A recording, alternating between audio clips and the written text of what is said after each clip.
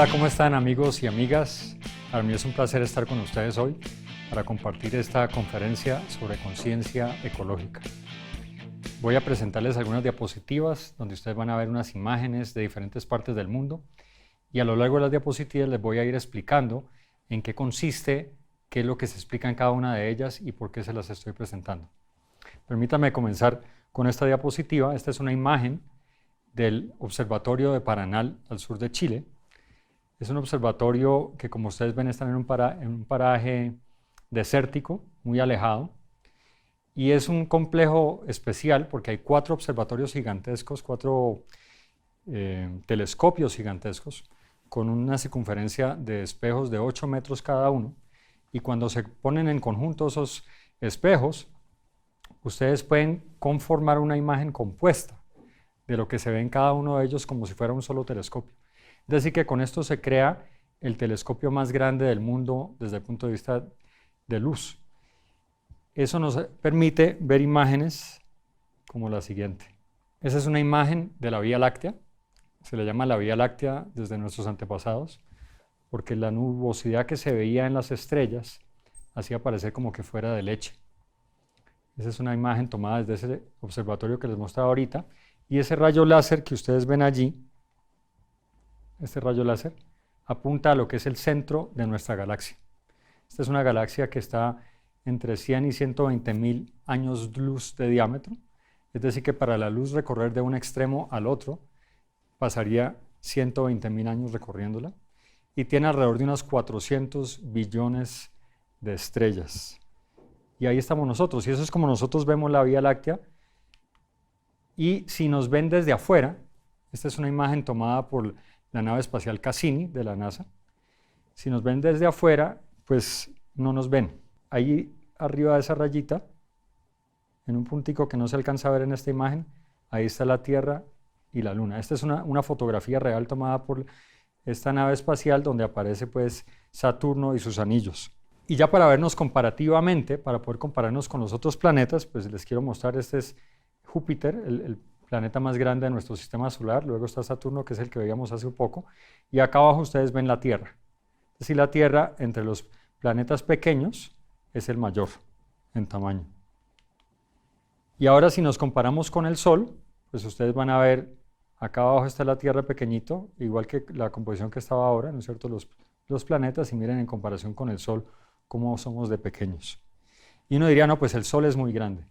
La verdad, el Sol no es tan grande. Aquí vemos algunas imágenes comparativas también. Este que vemos en la imagen número 3 es el Sol, nuestro Sol.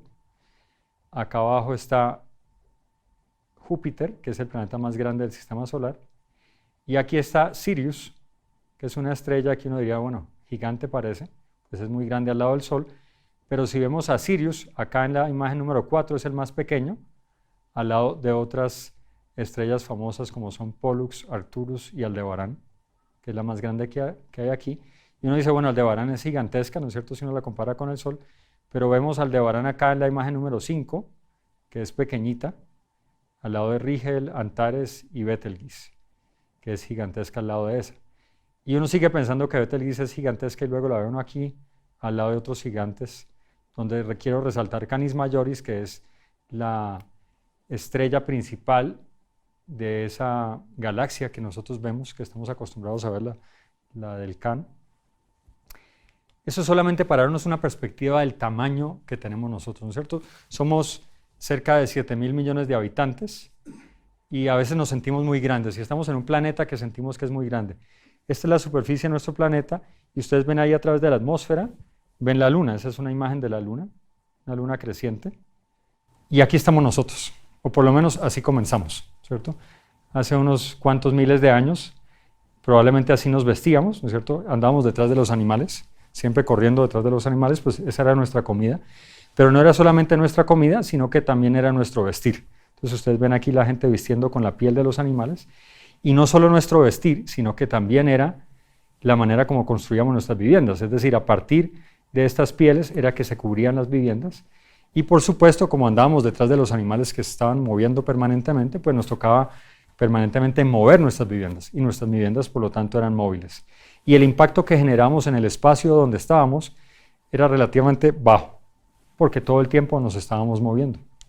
Esto cambió en la medida que nos fuimos asentando, y cuando nos fuimos asentando, también adquirimos otros hábitos. Si ustedes ven, el físico de estas personas es muy distinto del que vimos antes, de ser personas aguerridas, que todo el tiempo andamos detrás de animales en cacería, teníamos que ser fuertes y ágiles, pasamos a ser un poco más sedentarios, nos enfocamos en el tema de la recolección, de la agricultura, y por supuesto comenzamos a crear viviendas, ustedes ven ahí, que ya son mucho más estables, ¿no es cierto? Viviendas en materiales que eran mucho más difíciles de mover. Sin embargo, estas poblaciones todavía a veces se movían, pero aparece un fenómeno y es el que había que defender el territorio. Antes no teníamos un territorio que defender, sino que el territorio estaba alrededor de nuestra casa. Nuestra casa me refiero a la cacería, no a la vivienda. Y esto ya es bastantes años después, ¿no es cierto? Aquí estamos hablando miles de años después. Esta es una imagen de la ciudad de Cali, una de nuestras 3 principales ciudades en Colombia. Y en esta imagen podemos ver lo que era la ciudad a finales del siglo XIX. A finales del siglo XIX, Cali era una ciudad que no alcanzaba todavía los 20.000 habitantes. Eso es Cali en los años 50. En los años 50 esta misma ciudad tenía alrededor de un poco más de 200.000 habitantes. Y esta es Cali en los años 60. 10 años después, ya estamos hablando de 600 y pico mil de habitantes. Es decir que en los primeros 50 años, desde principios del siglo XX hasta mediados del siglo XX, pasamos de 20.000 habitantes a 200.000, es decir, 10 veces más. Luego, en 10 años pasamos de 200.000 a 600.000, 3 veces más. Y hoy en día es una ciudad de 2,5 millones de habitantes. La mayor parte de esta población es gente que ha venido de afuera, desplazada de la costa pacífica. Esta es la ciudad de Medellín, también a finales del siglo XIX. Era una ciudad en ese momento de unos 40.000 habitantes. Y ya a mediados del siglo estamos hablando de una ciudad de 300.000 habitantes, 400.000 habitantes, es decir, 10 veces más. 10 años después estamos hablando de casi 800.000 habitantes. Y hoy en día estamos hablando de una ciudad de 4,5 millones de habitantes. Esta es la ciudad de Bogotá, finales del siglo. Estamos hablando de unos 80.000 habitantes. Mediados de siglo, estamos hablando de unos 400.000 habitantes. Y hoy en día estamos hablando de una ciudad de 8,5 millones de habitantes. Esa es nuestra ciudad. Estas fueron unas fotografías que tomé en un vuelo saliendo de Medellín, en una avioneta, saliendo de Medellín hacia la costa. Ustedes ven, pues hacia el fondo está la zona occidental, el poblado, que es la parte como más elegante de esa ciudad. Y ustedes apenas salen de la ciudad, este es el paisaje que se encuentra. Esto es algo que se ha vuelto común alrededor de las ciudades, ¿no es cierto? Cuando uno sale de una ciudad, alrededor uno se encuentra este tipo de parajes, porque la ciudad se convierte en un depredador del entorno. Y ese es el tipo de resultados que tenemos alrededor de estas ciudades. Alejándonos ya de la ciudad, pasando por encima de una pequeña población que no tengo identificada, vemos cómo alrededor de esa ciudad también, o esa pequeña población, ya comienza a deteriorarse el entorno. Ustedes todavía ven algo de vegetación, pero muy deteriorado justamente alrededor de la ciudad. Es decir, que la ciudad tiene un comportamiento como el de un tumor. Es decir, la ciudad se va expandiendo y va depredando alrededor porque la ciudad se alimenta de lo que la rodea. Luego llegué a la costa y me encuentro con el río San Jorge. Cuando yo estudié en el colegio, nos enseñaban que el valle del Sinú y del San Jorge era de los valles más ricos en recursos pesqueros y en agricultura. Pues hoy en día fui a visitar el río San Jorge y estuve en una población de pescadores y resulta que ya no se pesca. Ese es el uso que se le da hoy en día al río, ¿no es cierto? La gente se transporta a través del río, lo cruza de esta manera. Es un río muy bajito, si ustedes ven el señor se está empujando con lo que se llama una palanca, ¿cierto? Es un río muy bajito, ya no es navegable, era un río navegable. Y ustedes ven allí una persona que va saliendo del río con algo en el hombro. Cuando lo vemos más de cerca nos damos cuenta que lo que lleva en el hombro es un balde y en ese balde lleva arena.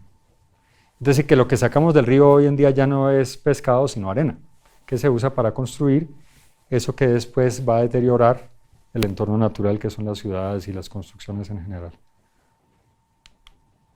Ese es el barrio de pescadores. Don Fidel Antonio Nieto es un señor que elaboraba redes de pesca. Yo estuve visitándolo a él y por supuesto él es el único que todavía queda en el pueblo que hace redes de pesca porque ya nadie las usa. Y ese es el agua que sale de ese barrio donde vive don Fidel Antonio. Ese es el color del agua, ustedes ven cómo sale ahí, que llega a una quebrada, esa es una quebrada. Y uniéndose a esa quebrada viene agua de otro lado, que tiene unas partículas negras que ustedes ven flotando. Esas partículas negras son grasa que viene de un lavadero de autos que queda un poco más arriba, que también cae a la quebrada. Pasando el puentecito, hay esta vegetación que se ha acumulado ahí en el puentecito. Esto es después de donde ustedes vieron las manchas de grasa ahora. Y ese es el tipo de resultado que uno ve, ¿no es cierto? La vegetación y la espuma de los detergentes que se ha ido acumulando en ese sitio, más toda la basura que la gente arroja. Luego visité, esta es la población de Montelíbano, es una pequeña población en Córdoba, que es donde está justamente esa quebrada que vimos ahora. Visité el sitio donde manejan el acueducto y le pregunté a la gente, bueno, me dicen que el agua de aquí es muy mala, y me dijo el señor del acueducto, no, el agua no es mala, el agua se puede beber, el problema es que la gente no sabe cuidar el agua. Y estas son las recomendaciones que ellos tienen ahí: no demores en la regadera, cierra la llave mientras te cepillas los dientes, prepara las fugas. Y justo salgo yo de ahí, lastimosamente no tomé la foto, pero apenas salí yo de ahí de la oficina, había una señora con un balde de agua y lo estaba arrojando hacia la calle, agua limpia, potable, ¿no es cierto?, para que no se levante el polvo de la calle. Esa es la manera como se gasta el agua en un sitio que es muy caliente y hoy en día bastante desértico. Luego fui a la galería, a la plaza de mercado que está ahí en la calle, y me encontré con estos peces.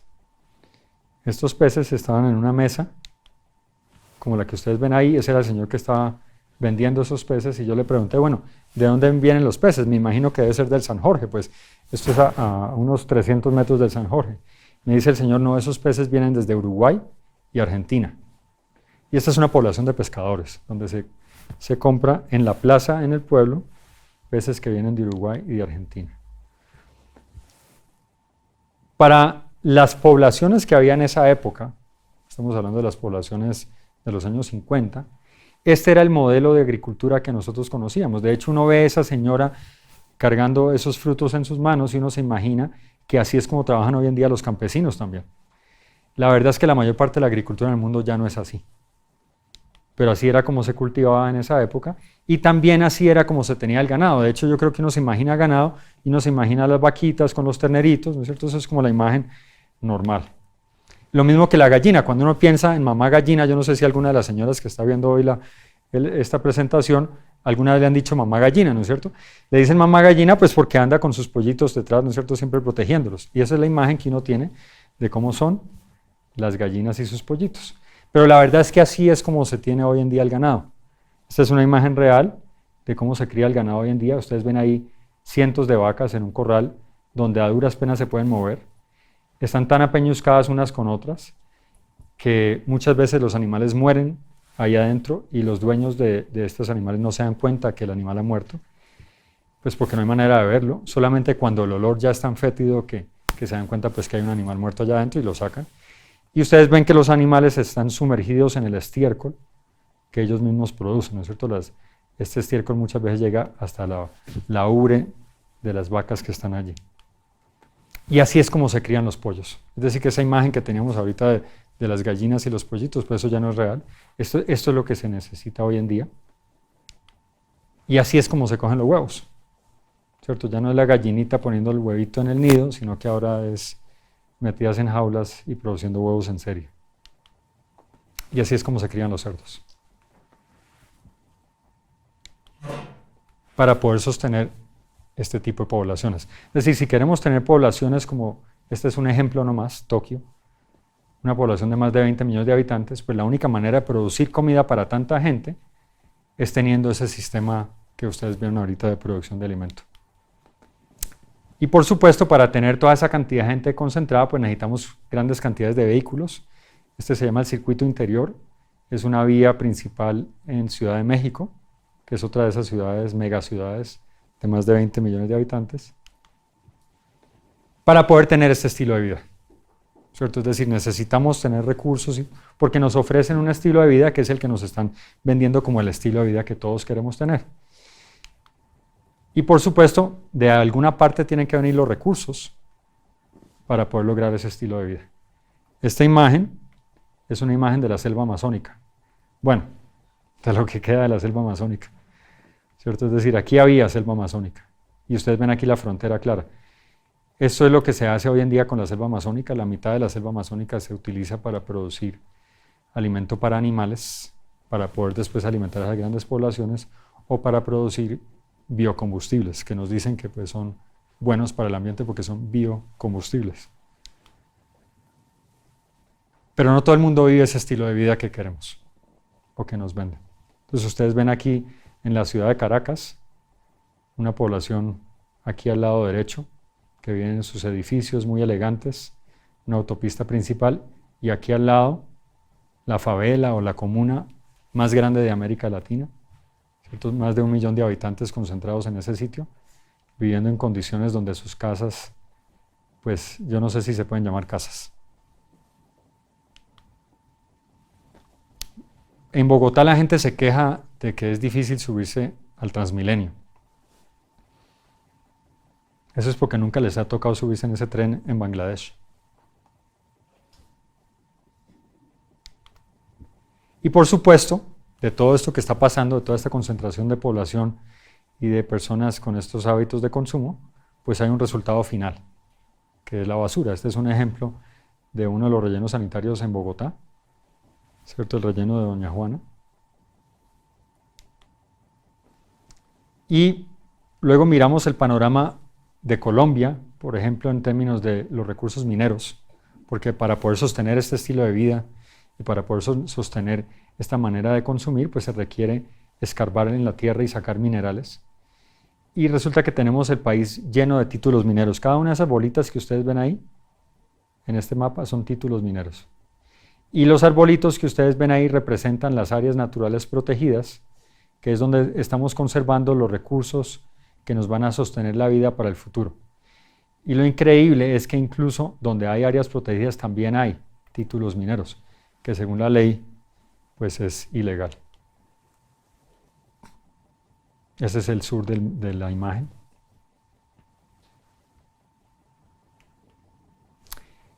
Pero no solamente se ven afectados los recursos naturales, que la verdad recursos naturales es una manera de llamar a la naturaleza cuando la vemos para nuestro beneficio. También se ven afectadas las personas que han estado cuidando esa naturaleza por siglos, que son los pueblos indígenas, y que tienen una mayor área del país protegida que cualquier otra forma de protección en sus resguardos, pero ya vemos que ahí también hay títulos para áreas de hidrocarburos, todos esos cuadritos representan títulos para áreas de hidrocarburos, ¿cierto? Que obviamente amenazan a estos pueblos indígenas que están en riesgo de extinción. Y así es como se ve la superficie de un área que ha sido extraída en minería. En este caso estamos hablando de una mina de cobre y molibdeno. Eso es lo que queda después de que se ha sacado el mineral. O en el caso de níquel, este es el caso colombiano de Cerro Matoso, donde se extrae níquel. O este es el caso del oro, también en la explotación del oro. Todas estas explotaciones, antes de entrar a esta imagen, todas estas explotaciones de minerales, siempre nos ofrece la idea de que vamos a tener un gran desarrollo para la población que está al lado de esas explotaciones mineras, y la verdad es que no es así. Es decir, cuando uno mira en balance lo que ha pasado con la historia de los pueblos a los que ha llegado la explotación minera, siempre se sabe que el resultado después es de una cantidad de problemas sociales que tienen que ver con prostitución, con alcoholismo, con drogadicción, con dineros mal utilizados. Todo porque llega demasiado dinero de un momento a otro a una población que antes no tenía esa posibilidad. Y ahora vamos al tema de los alimentos, pero de los vegetales. Antes hablábamos de cómo se alimentan o cómo tenemos animales hoy en día para crianza. esta es la manera como se cultiva hoy en día. Este es un ejemplo de un cultivo y ustedes ven un letrero que dice peligro, pesticidas, no entre. Esto es en Estados Unidos, donde digamos se manejan este tipo de reglas. Yo estaba en sitios en Colombia, por ejemplo, donde aunque se usan los mismos venenos, pues la gente que los cultiva sí entra, a pesar de lo tóxico que son estos venenos. Incluso la gente tiene que tomar a veces bebidas para poder desintoxicarse, para poder seguir entrando a los cultivos, porque si no, no los dejan entrar. O incluso falsificar los exámenes que les hacen para poder lograr eso. ¿Cuál es el futuro que nos espera si seguimos así? Y no es un futuro lejano porque ya en algunas partes del mundo es una realidad presente. La verdad es que esta es una imagen, ustedes ven ahí una pantalla digital y en la pantalla se aprecia un atardecer. Esta es una de las tantas pantallas que han tenido que poner en la ciudad de Beijing, porque en la ciudad de Beijing ya no se puede ver el atardecer. Entonces la gente se estaba deprimiendo porque ya no veía el atardecer. Entonces ponen estas imágenes para que la gente se acuerde cómo era que se veía el atardecer. Eso es Baja California, que está en México. Es decir que si eso es lo que veíamos en el este del planeta, en el oriente, uno dice, bueno, eso está muy lejos de nosotros, pero la verdad es que así se ve Ciudad de México, Baja California.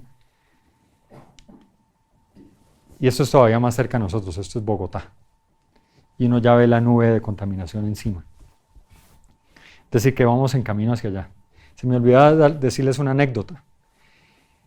Cuando yo estaba pequeño, a nosotros nos parecía increíble que a uno le fueran a vender agua en botella. Es decir, cualquiera que hubiera pensado que el agua en botella era un buen negocio hubiera pensado que era una locura. Pero hoy en día tomar agua en botella es lo más normal. De hecho, es raro que la gente tome agua en un vaso, como lo estoy haciendo yo ahora. Entonces, cada que botamos o que nos tomamos una botella de agua, botamos una botella plástica que está generando contaminación. Es decir, que se convierte en un agua que está volviéndose un problema. Pues hoy en día, en una ciudad como Beijing, que es la que estamos viendo ahorita, en esa ciudad venden aire en lata. Es decir, aire que han traído de la montaña en un sitio donde todavía el aire es bueno, la gente compra la lata y hace esto. Y ahí pudo respirar un poco de aire fresco. Yo sé que a nosotros eso hoy en día nos parecería una locura. Uno diría que eso es imposible que suceda aquí. Pero como ustedes ven, ya vamos en camino hacia allá. Este era el Salto del Tequendama. Ese es el Salto del Tequendama. Por aquí bajaba un río Bogotá limpio. Por acá baja, bueno, pareciera que todavía baja algo del río Bogotá, ya no tan limpio. El río Bogotá y la ciudad de Bogotá están entre las 20 ciudades más contaminadas del mundo.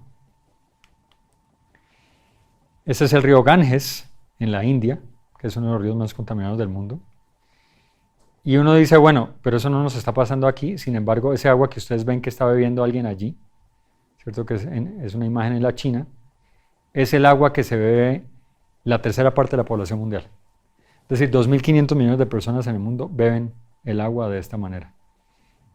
Por lo tanto, todas estas personas sufren de enfermedades causadas por el agua. Y este es el caso de Colombia, para no ir muy lejos. En Colombia tenemos 1.120 municipios. De esos 1.120 municipios, 800 toman agua con riesgos para la salud. En 317, los acueductos surten agua de alto riesgo. Y en 17 no se debe tomar ni usar para la ducha siquiera. Ni siquiera para la ducha. Esta es una imagen con la que voy a tratar de explicarles a ustedes qué es lo que está pasando y cómo es todo esto que vimos ahorita se relaciona con lo que nosotros hacemos, que es realmente la parte importante de esta presentación.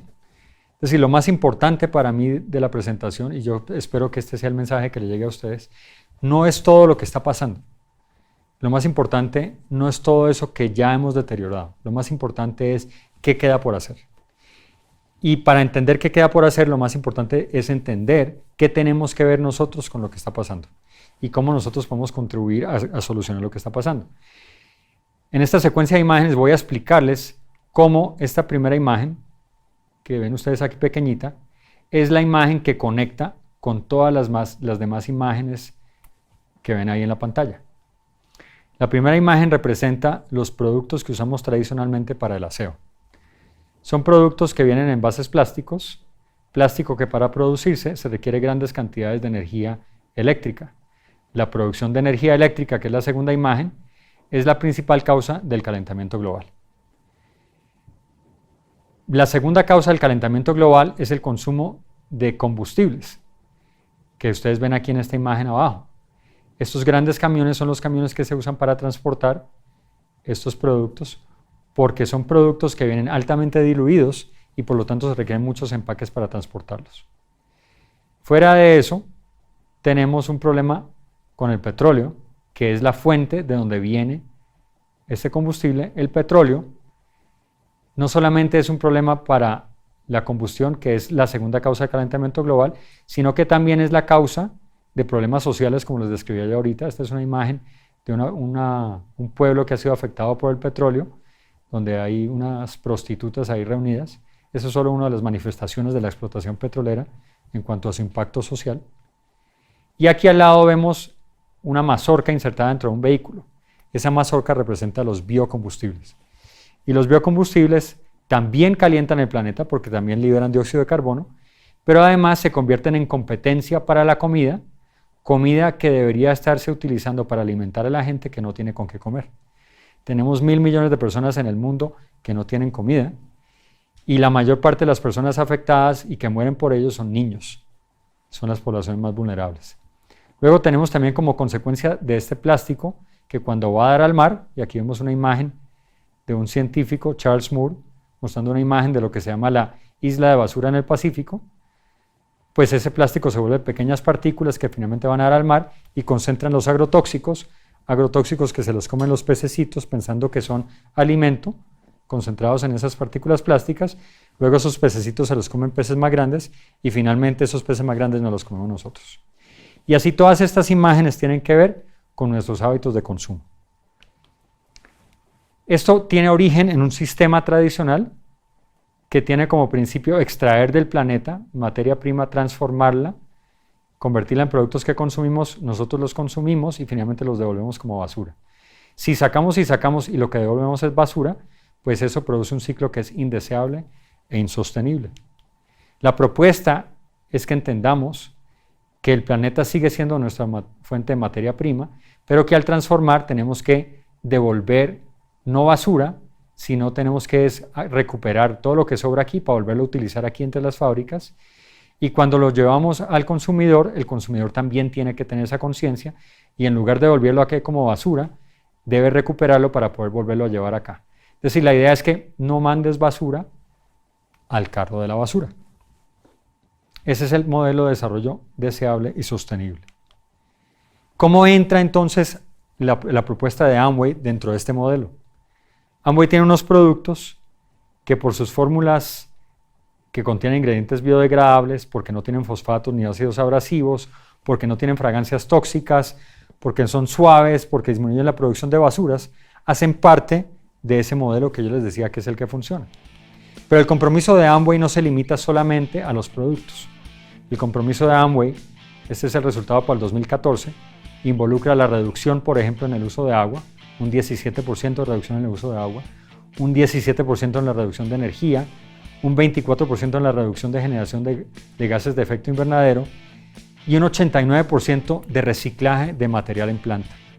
Es decir, lo que nos muestra es que el compromiso no está solo en los productos, sino en el modelo que la compañía ha desarrollado y su compromiso con el medio ambiente. Muchas gracias.